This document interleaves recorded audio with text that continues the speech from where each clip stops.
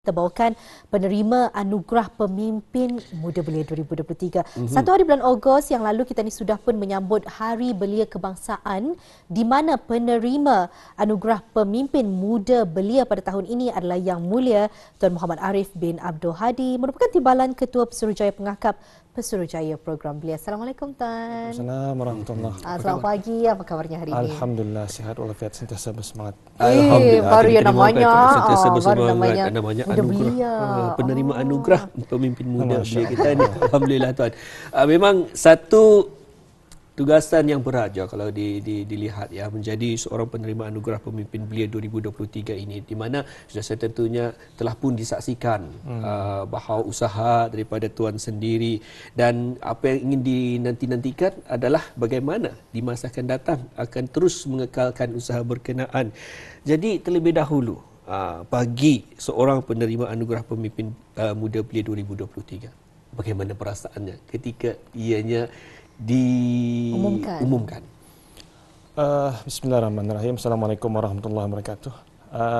Alhamdulillah, barangkali awal-awal rasa diumumkan menjadi penerima anugerah itu, pertama sekali sebagai seorang Islam memang kita ni rasa bersyukur kepada Allah Subhanahu Wa Taala dan juga rasa menjunjung setinggi-tinggi kasih menjunjung kasih ke hadapan Majlis Kebadu Lima Mulia Abdul Qasim bin Sultan dan Yang di-Pertuan Negara Brunei Darussalam di atas penganugerahan anugerah Belia, anugerah pemimpin Belia bagi tahun 2023 ni. Dan untuk berkongsi juga sedikit rasa masa awal-awal pagi itu, memang rasanya macam nyorang macam mana, how to explain, macam gemuruh je lah. Gemuruh. Dengan keadaan nyorang awal-awal tu datang dia pulang ramai orang. Sudah nyorang hampir-hampir jam 9 itu, ya Allah, ramai je orang ada. So satu anulah, tapi nyorang untuk mengungsikan tentang anugerah ni, anugerah yang saya terima ni bukanlah untuk saya seorang sebenarnya. Ia adalah satu pengiktirafan kepada organisasi Belia dan satu pengiktirafan khususnya kepada Persekutuan Pengakapan yang telah barangkali umurnya sudah 90 tahun pergerakan pengakapan ini. Suatu pengiktirafan terutama sekali dengan pemimpin Belia dan juga sebenarnya pengiktirafan dan juga penghargaan kepada terutama sekali kepada keluarga, pada ibu bapa, pada isteri dan juga anak-anak dan juga sahabat-sahabat yang selama ini banyak menyokong. So anugerah ni bagi saya alhamdulillah disyukuri dan anugerah ni pun untuk mengiktiraf penglibatan para Belia dari aspek kepimpinan itulah.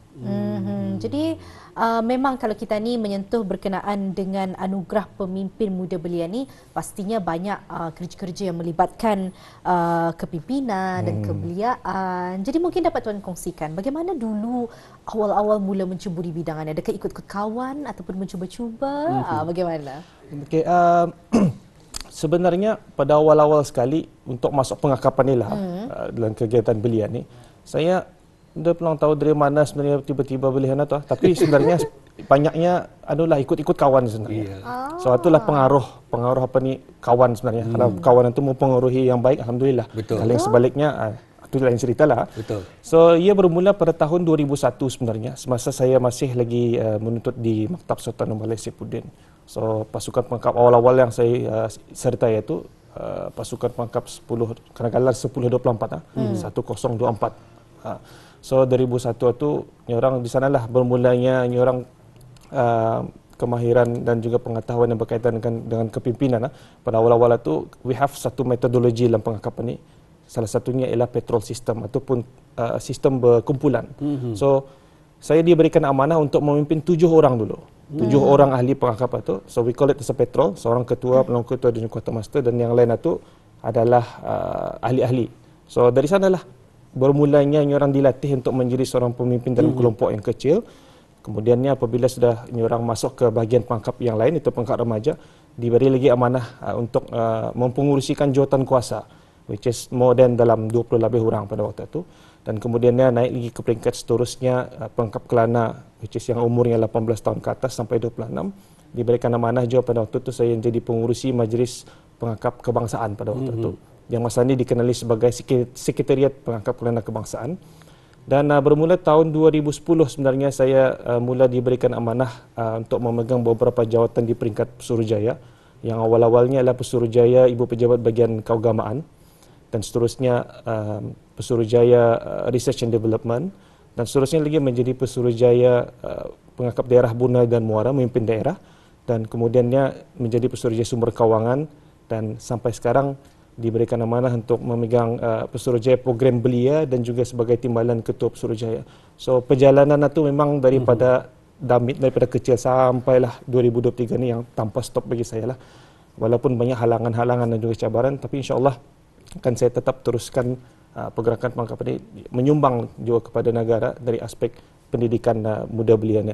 Itulah yang dapat saya kongsikan. Baik, seperti yang kita dapat dengarkan ataupun saksikan Joy, ya. Ini adalah antara bukti di mana pasukan pengangkat berkenaan juga memberikan satu impak yang besar dalam kepimpinan seseorang itu, kerana adanya untuk kita ni sentiasa berhubung dalam kumpulan dan sebagainya, dan menjadi seorang ketua ataupun seorang pemimpin ini bukanlah satu tanggungjawab, bukanlah satu usaha yang mudah.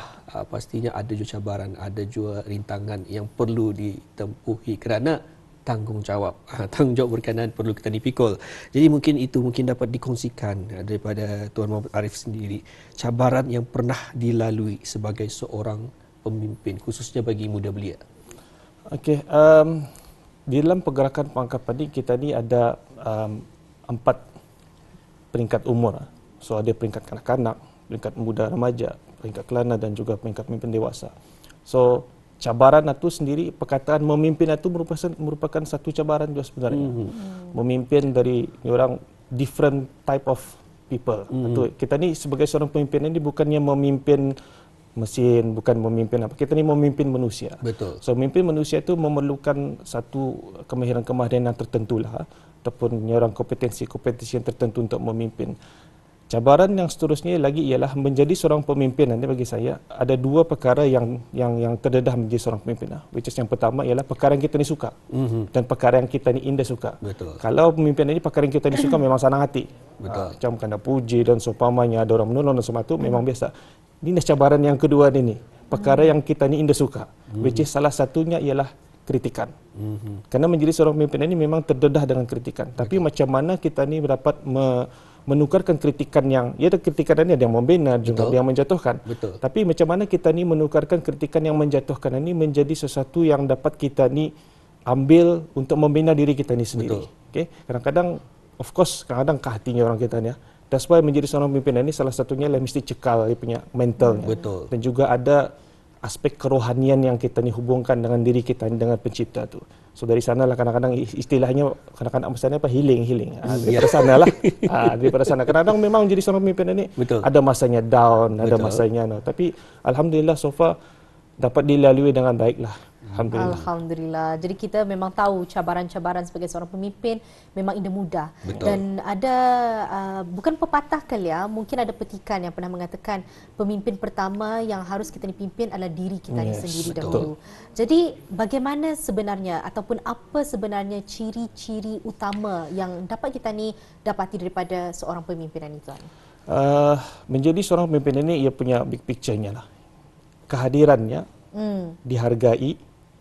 Kehadirannya dihargai dan dicari. Kalau ia nada, ia dirindui wah. Betul. Itulah pemimpin sebenarnya. Okay. Selain daripada itu juga menjadi seorang pemimpin ini perlu ada satu knowledge, pengetahuannya. Pengetahuannya tentang apa? Seperti mana dimention tadi oleh Puan tadi, pengetahuannya tentang dirinya sendiri. Di mana ia punya limit-limitnya. Kadang-kadang kita ni we push ourselves tapi sebenarnya sudah di luar daripada limit kita. Itu bertawakal saja kita ni pada Allah Taala. Kemudiannya pengetahuan tentang orang yang dipimpinnya. Okay, perlu kita ni mengetahui macam mana sikapnya dan seumpamanya. Yang ketiga ialah pengetahuan organisasi yang dipimpinnya. Okay, kalau dari sudut keluarganya tu, macam mana organisasi keluarganya tu. And then seterusnya ialah ability ataupun kebolehan, kemampuannya untuk merancang plan, kemampuannya untuk melaksanakan. Kalau merancang saya melaksanakan bukan lagi pemimpin tu. Seterusnya ialah kemampuannya untuk berkomunikasi dengan orang yang dipimpin dan kemampuannya untuk memotivasi. Kadang-kadang komunikasi saya tidak cukup, ia perlu ada motivasi dan yang paling kuat ia dapat menginspirasi para belia itu untuk menjalankan projek-projek itu. Dan seterusnya ialah quality. Quality ini kalau dari sudut Brunei sendiri memang kita ni ada sering kan tadi war-warkan macam calak Brunei, kualiti calak Brunei, and then bakareh, bejareh, Dan juga yang lebih penting yang kita ni minggu lepas masa hari belia tu nya, belia yang berakhlak mulia, belia yang kita ni berpirawis berpirawis dan seumpamanya itu. So itulah kualiti-kualiti yang menjadi seorang pemimpin, iaitu pengetahuannya, ia punya kemampuannya dan juga kualiti-kualitinya yang selaras dengan nilai-nilai Melayu Islam Berajang kita ni ada di Brunei Darussalam. Betul.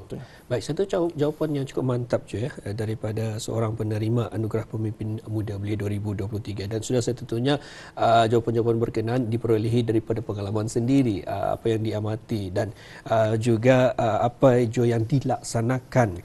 Jadi mungkin nak dapat jua seperti yang diperhatikan oleh Tuan Muhammad Arif sendiri mengenai dengan zaman sekarang ini, tidak dapat dinafikan dengan adanya perubahan teknologi, adanya perubahan berkenaan, ia membuatkan kita ni payah untuk melihat sejauh mana akan masa depan kita ni, muda-muda belia kita ni.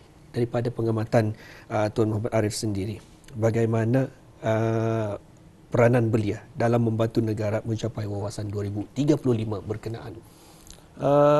Salah satunya ialah seperti mana yang saya katakan tadi, para belia ni perlu memiliki jiwa untuk sentiasa long life learning atau konsep long life learning atau perlu. Jangan sampai habis dia keluar daripada mana-mana institusi pendidikan dia tak lagi mau belajar. Tapi kita ni sebagai seorang belia perlu sedar bahawa dalam kita ni menghadapi kehidupan kita ni kita ni mesti sentiasa mencari ilmu pengetahuan, dan dengan ilmu pengetahuan itu dapat kita ni gunakan untuk mencapai wawasan itu. Dan para belia bukan hanya setakat perlu duduk as penonton saja, penonton untuk melihat 2023 sampai ke tidak. Betul. Tapi para belia itu perlu terlibat sama dalam melaksanakan dan juga merealisasikan wawasan Brunei 2035 itu. Dan selain daripada pengetahuan, perlu juga kita ni orang up to date lah. Betul. Up to date dengan pengetahuan-pengetahuan kita ni. Betul, begitulah ya seperti yang saya kongsikan juga tadi, di mana zaman sekarang ini memang perlu banyak perubahan dalam perancangan kita ni. Untuk mingguan ni ataupun bulanan ni, malah juga untuk tahunan ni ada perbezaannya daripada tahun-tahun sebelum ini. Ada perlu penambahan dan juga ada perlu dikurangkan. Dunia bergerak pantas lah. Betul. Sikit-sikit healing. Makna apa sebenarnya healing berkenaan, dan juga ini menunjukkan seseorang itu mungkin yang membuatkan dia kurang untuk berdikari sendiri. Jadi mungkin itulah antara salah satu cara yang telah pun dikongsikan oleh narasumber kita. Cukup mantap jawapan-jawapan beliau, dan untuk seterusnya. Kita ni selalu kalau berkenaan dengan memotivasikan diri, terutama sekali menjadi seorang belia di negara Brunei Darussalam dan dalam sama-sama jom mencapai wawasan 2035, saya pasti menerima anugerah ini bukanlah satu peak ataupun dalam bahasa Melayunya puncak, kerana kita ni selalu ingin mencari sesuatu yang lebih besar lagi. Kita ni ingin expand ataupun kita ni ingin mencapai sesuatu yang lebih tinggi. Kita ni kembangkan lagi potensi yang ada. Jadi dalam bahasa Inggerisnya bigger steps. Jadi untuk Tuan sendiri, apa bigger steps yang akan diambil setelah ini? Menerima sudah anugerah Muda Belia, apa langkah seterusnya untuk Tuan? Langkah seterusnya, of course, yang paling penting ialah teruskan berkhidmat. Teruskan berkhidmat, satu.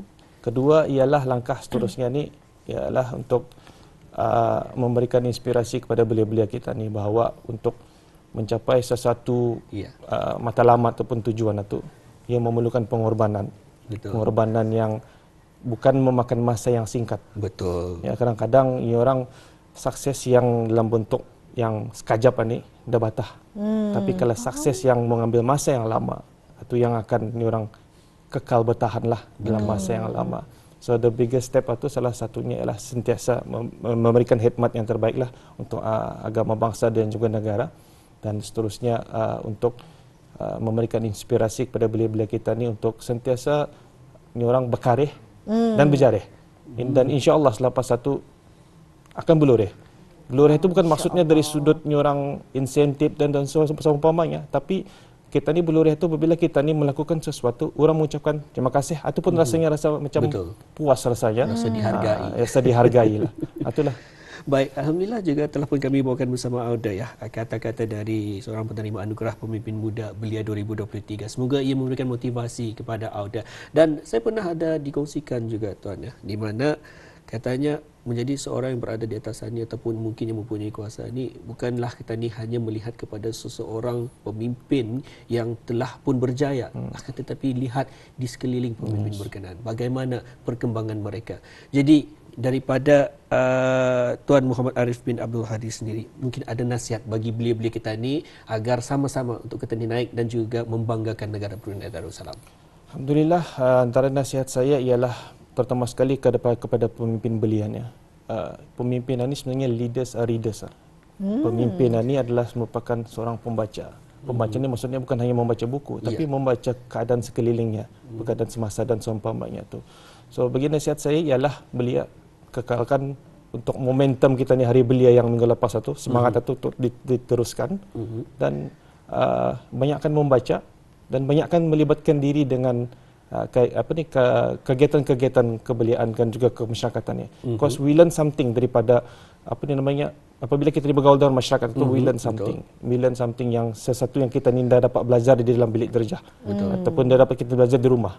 Okay, itulah yang dapat saya kongsikan dan nasihatkan kepada diri saya sendiri dan juga kepada belia lah secara umumnya. Baik, Alhamdulillah perkongsian daripada penerima anugerah pemimpin muda belia kita ni. Muammar sendiri tadi ada menyentuh kalau kita melihat sosok yang berjaya bukan dilihat pada individunya sahaja tapi dilihat siapa orang sekelilingnya. Jadi mungkin itulah yang dipanggil sebagai support system. Kalau tuan sendiri mungkin dapat dikongsikan support system tuan siapa? Ibu kah? Ahli keluarga, siapa saja? Support system bagi saya yang terutama sekali adalah ibu bapa. Ibu bapa kita ni yang memang sejak dari kecil lagi sentiasa memberikan sokongan dan juga dorongan. Kadang-kadang masa zaman masih lagi di sekolah tu, apabila kami berkemah, Indong pun ikut sentiasa melihat-lihat lah. Dia pernah ikut berkemah sama kita ni lah. Tapi melihat-lihat kita ni. So, itu pengorbanan mereka. Dan apabila sudah mendirikan rumah tangga tu, memang isteri dan juga keluarga dan juga anak-anak itu yang menjadi support system untuk sentiasa berjaya. Without them, barangkali saya tidak akan dapat mencapai apa yang saya dapat pada hari ini lah. Without daripada ibu bapa, isteri dan juga anak-anak itu dan juga keluarga dan juga para sahabat semuanya yang sentiasa memberikan sokongan dan dorongan untuk terus memberikan khidmat lah. Alhamdulillah, mudah-mudahan perkongsian penerima anugerah pemimpin muda belia pada tahun ini dapat lagi menyuntik semangat, motivasi, inspirasi untuk habis kita di luar sana. Dan kami juga tidak lupa ingin mengucapkan setinggi-tinggi tahniah dapat menerima pemimpin muda belia pagi tahun ini. Mungkin ada harapan sebelum kita ni berpisah adalah wawancara pada kali ini. Apa harapan tuan untuk kali terakhir kita ni kongsikan kepada penonton-penonton kita ni di luar sana? Silakan. Harapan saya ialah untuk melihat para belia ni menjadi belia yang bertaraf dunia. Itu yang penting lah. Itu the shot yang kita dapat kongsikan bertaraf dunia. Betul. Itulah yang dapat harapan saya mau melihat yang belia Brunei ni dapat dilihat sebagai belia yang berkualiti yang berdiri sama tinggi. Bukan hanya sekat bagi negara Brunei Darussalam sendiri, tapi di seluruh dunia dikenali. Baik, alhamdulillah. Mudah-mudahan segala harapan dan cita-cita pun dapat terlaksana juga. Mudah-mudahan bagi belia-belia kita ni di luar sana dapat lagi rasanya ingin rasa terdorong untuk menjadi lebih baik, untuk memimpin diri sendiri dahulu dan seterusnya ada skill dan kemampuan dan capability untuk memimpin orang-orang sekeliling. Ribuan terima kasih kami ucapkan tuan berkesudian datang ke studio pada kali ini. Sekali lagi kami ucapkan setinggi-tinggi tahniah. Mudah-mudahan maju jaya untuk langkah-langkah ke depannya ya. Amin, sampai kita jumpa lagi tuan. Assalamualaikum. Waalaikumsalam.